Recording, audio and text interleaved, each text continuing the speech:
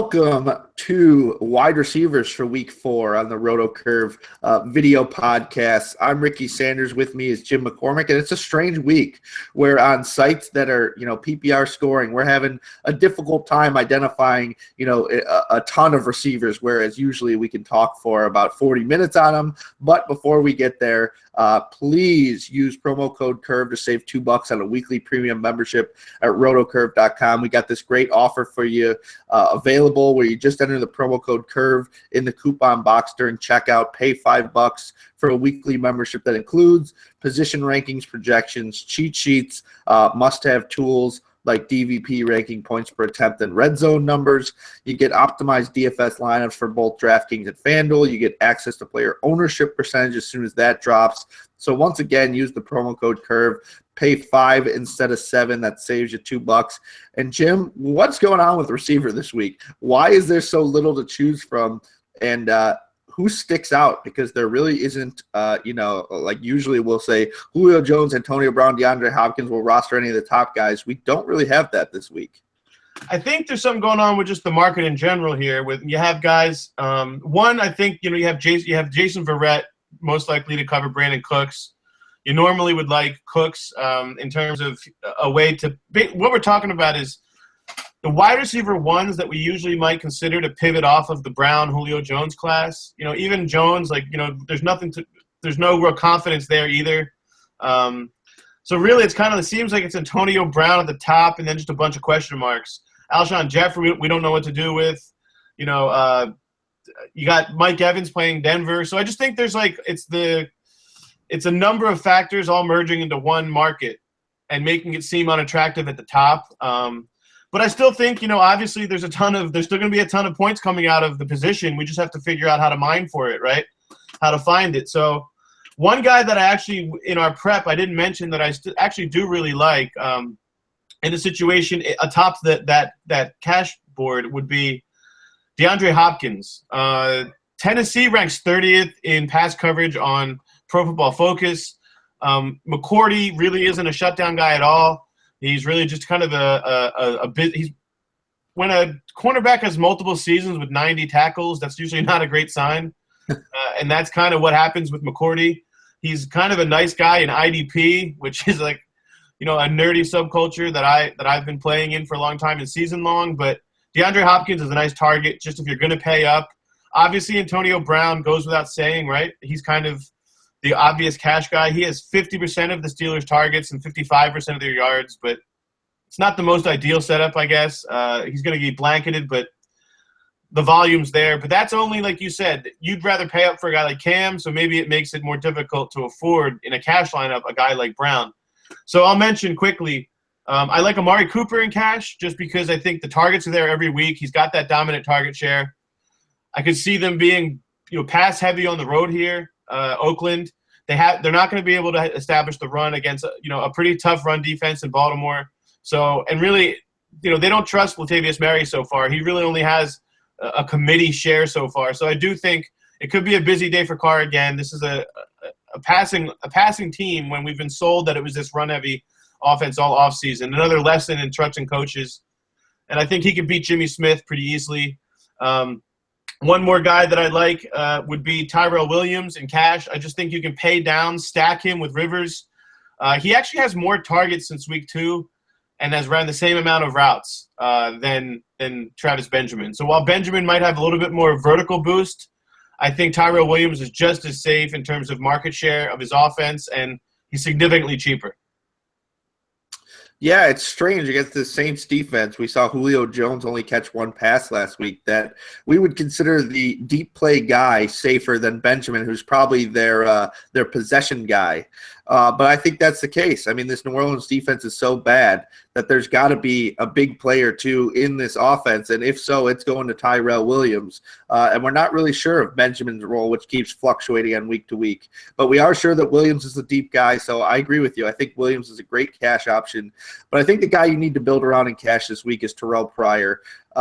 This is kind of a ridiculous situation that I've never seen before in daily fantasy, where he played 82 snaps last week. 14 were at quarterback. One was at halfback. Four were as in slot receiver, and the rest were on the outside. He ended up catching 8 passes for 144 yards. He completed 3 of 5 passes. He even ran, I think it was 3 times. So this is a guy, the reason we love, the Le'Veon Bells, the David Johnsons of the world is because they kind of give you wide receiver 2 numbers plus running back 1 or 2 numbers. They're kind of 2 players in one. Well, if Terrell Pryor is going to line up as a quarterback 14 times a game or maybe even more, I think if Kessler's really struggling, they will not hesitate to use Pryor more than that. I mean, if we're getting a guy who could be a QB2, even if it's low end, along with a wide receiver 1 or 2, 4,400 or whatever he is on DraftKings, I think it's 4,200, is just nowhere near enough. I think his floor is that of a guy with probably a $7,000 price tag because there's just so much that he's doing on every week that regardless of where he is, he's the focus of the offense. If he's lining up a receiver, they want to throw to him. If he's lining up at quarterback, he's going to throw. If he's lining up at halfback, they're probably giving him the ball.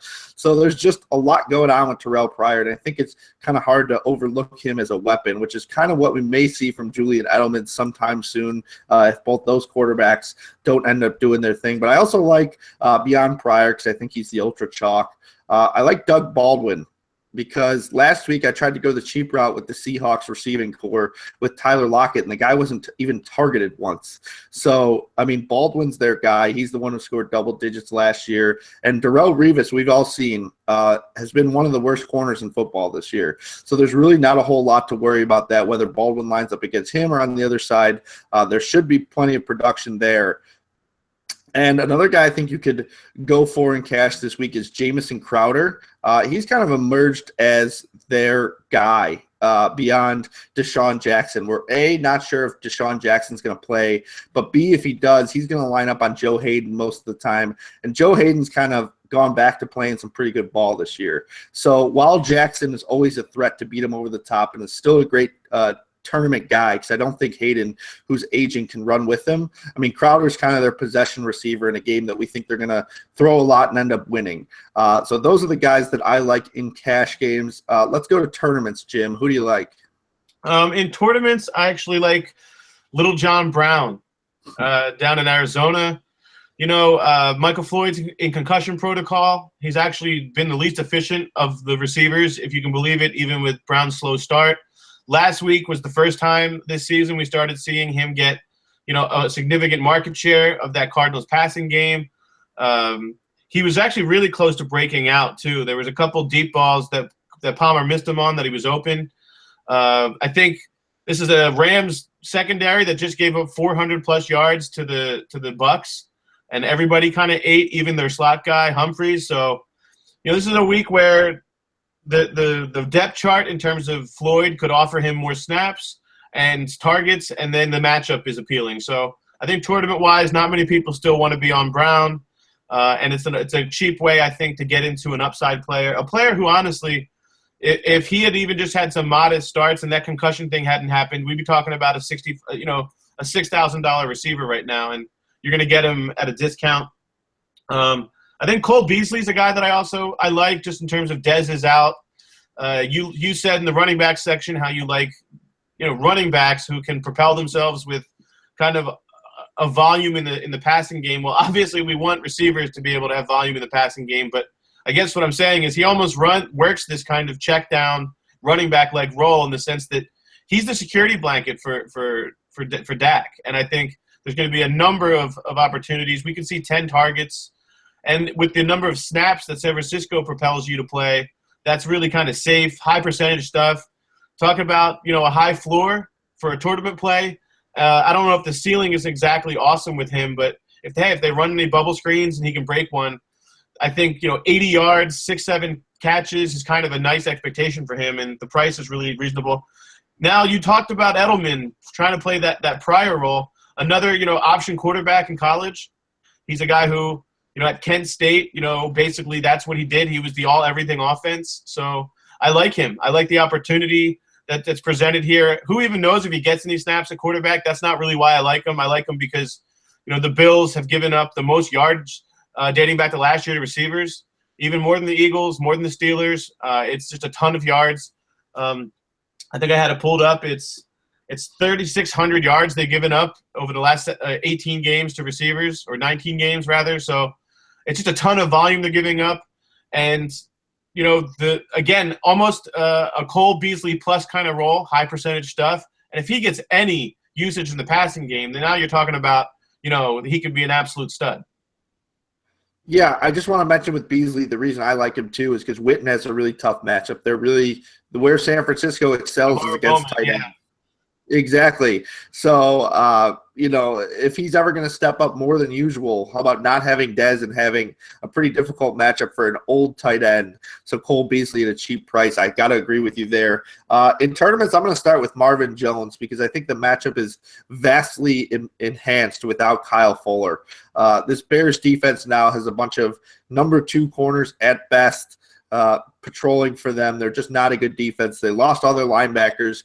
They lost their top pressure guy in Lamar Houston. So I think it's going to be tough getting to Stafford. Stafford's going to have all day to throw. I like literally all his pass catchers, and Marvin Jones is the number 1 wide receiver in football right now in terms of fantasy points. So I think Jones is going to have another big day. I actually think you can use Golden Tate as well. I think I'm going to have some exposure to both of them because I think it's going to be a day where the Bears don't have much of an answer for this Lions passing game. I already mentioned Riddick in the backs, but Marvin Jones is a guy that I'm definitely willing to use in tournaments. And then on the other side, if the Lions are getting everything they want, the Bears are going to have to be passing.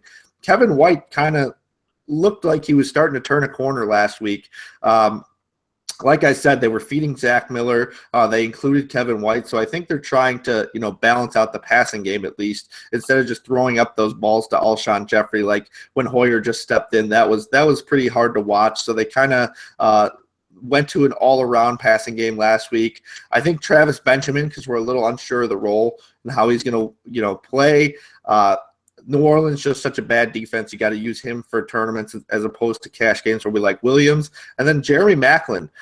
We turned to Football Outsiders DVOA. And even though Pittsburgh has been kind of middle of the pack so far, opposing receivers have averaged 22.5% above average in terms of production against this Pittsburgh team.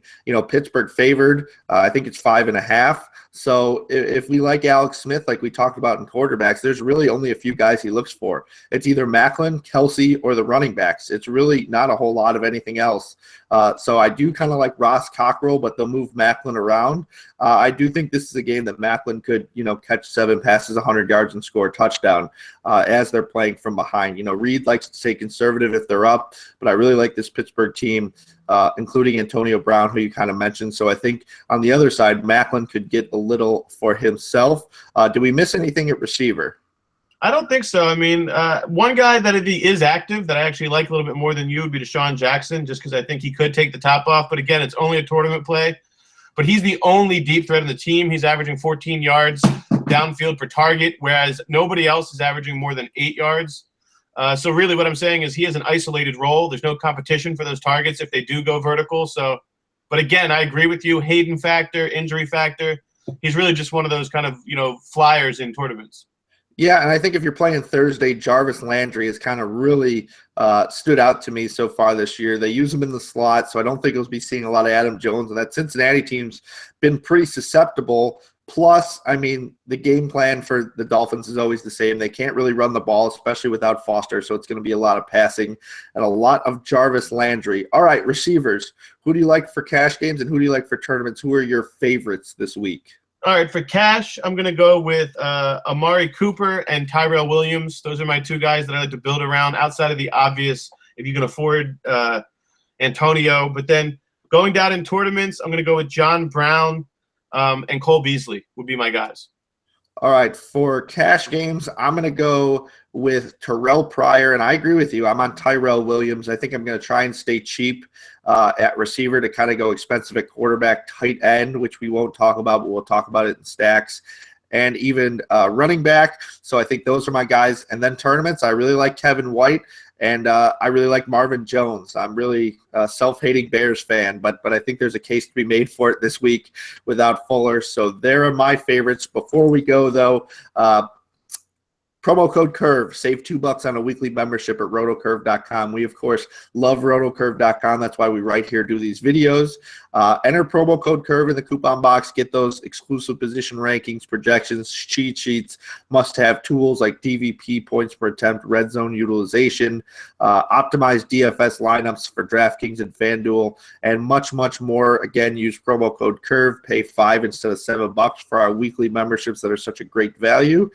Stay tuned because we got one video left this week. We will be talking about the stacks, and you will want to stay tuned for that because we will get to some tight ends that we haven't mentioned on this video.